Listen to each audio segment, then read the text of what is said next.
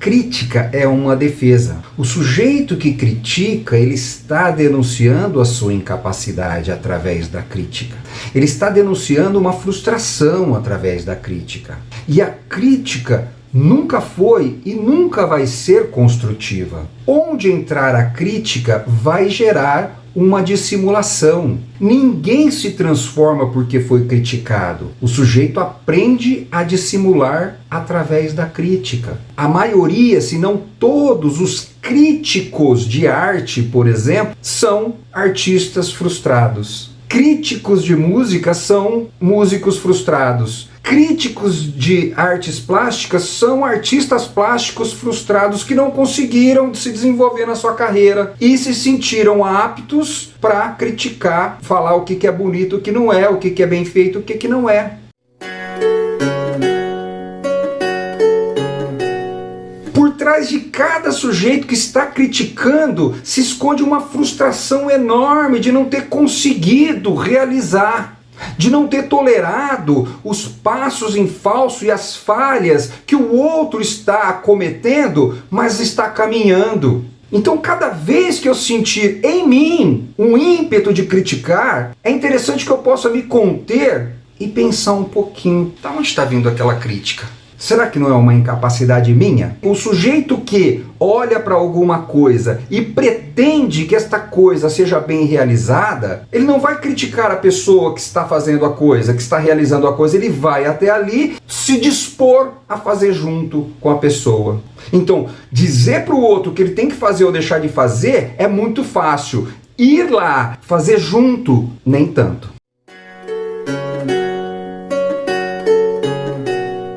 A crítica está sempre atrelada à inveja. E o que eu estou chamando de inveja aqui? Estou chamando de inveja a experiência de admirar alguma coisa da qual não se tem capacidade. Todas as vezes que eu admiro alguma coisa e eu não tenho capacidade daquilo, se configura numa experiência de inveja. Nós temos uma dificuldade muito grande de lidar com esse sentimento que está em cada um de nós. E nós evitamos chamar isso de inveja. E evitar dar o nome dessa experiência de inveja vai fazer com que ela acabe passando sem que eu possa pensá-la. Então, todas as vezes que eu estiver desejando alguma coisa sem ser capaz daquilo, eu estou invejando aquilo. E aí é uma chance para que eu possa pensar, e pensando, esta inveja vai ter a possibilidade de se expandir e se tornar alguma coisa mais nobre para além da própria inveja.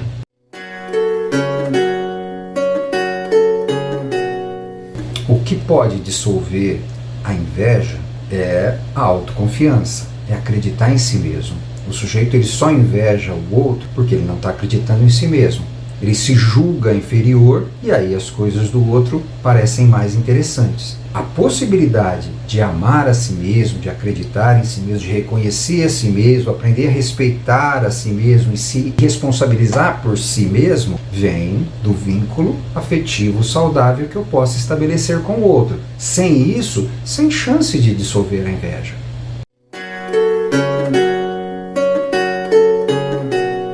A inveja, ela é um desdobramento de uma ação do deveria ser, do superego. O superego cobra alguma coisa, ela não pode entregar aquilo que o superego cobrou e exigiu, e ela começa a sentir inveja de quem supostamente consegue entregar isso. E aí o que acontece? Sentir inveja por conta disso também tem um desdobramento do próprio superego de reprovar o fato de você estar sentindo inveja. O próprio superego vai te reprovar dizendo assim, você é uma invejosa, você não consegue fazer isso e ainda por cima inveja o outro. Então, além dela estar sentindo inveja, ela não é capaz de reconhecer, porque existe ali uma ação do deveria ser assim, deveria ser de outro jeito, e o deveria ser inclui o deveria ser alguém que não sente inveja.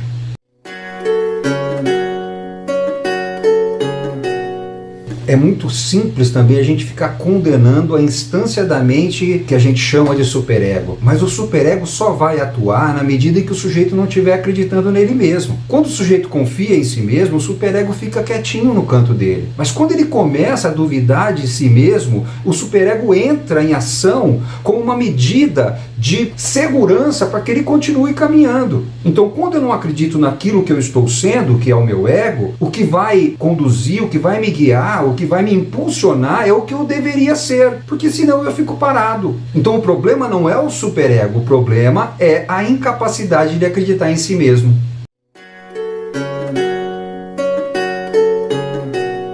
Eu costumo chamar o superego de deveria ser. O superego cria um critério daquilo que o sujeito deveria ser, daquilo que o sujeito deveria fazer. Então é como se tivesse um avaliador crítico que iria julgá-lo o tempo todo nas coisas que ele está fazendo e como ele está sendo. Muitas vezes o sujeito, por conta dessa desintegração, ele realiza alguma coisa e o superego, invejoso disso que ele fez, começa a desdenhar e dizendo que isso não é bom. Não consegue reconhecer a realização do sujeito como algo bom, por mais que tenha falhas. Muitas vezes o sujeito que carrega um sentimento de culpa, não uma culpa em si, porque a culpa em si é questionável, mas o sujeito carrega um sentimento de culpa por conta de alguma experiência que ele tenha vivido. Este sentimento de culpa faz com que ele não se sinta merecedor de realizações na vida. Então muitas vezes ele realiza, ele conquista alguma coisa, mas o superego vem e ataca dizendo que aquilo não presta ou que ele não é digno de ter aquilo. É um superego invejoso. E o superego é uma parte da minha personalidade. Logo, eu estou invejando a mim mesmo. O sujeito, quando está integrado, o superego, o ego e o id fazem parte de um todo. Funcionam um corroborando com o outro, interligados e interdependentes no funcionamento saudável da mente. Então, um sujeito integrado não inveja a si mesmo, porque o superego está ocupando um lugar que é adequado dentro do funcionamento emocional desse sujeito. O sujeito passa a invejar a si mesmo na medida em que ele carrega algum sentimento de culpa, na medida em que ele não está acreditando em si mesmo o suficiente para estar integrado.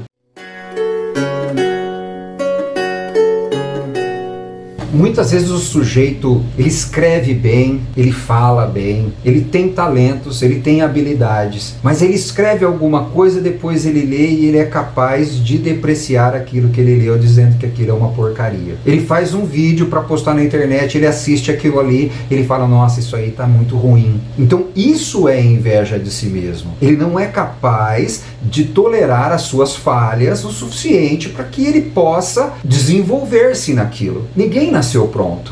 Mas quando eu tenho um deveria ser, esse deveria ser vira um pressuposto que se eu não estiver dentro daquela expectativa do deveria ser, aquilo que eu estou fazendo fica invalidado.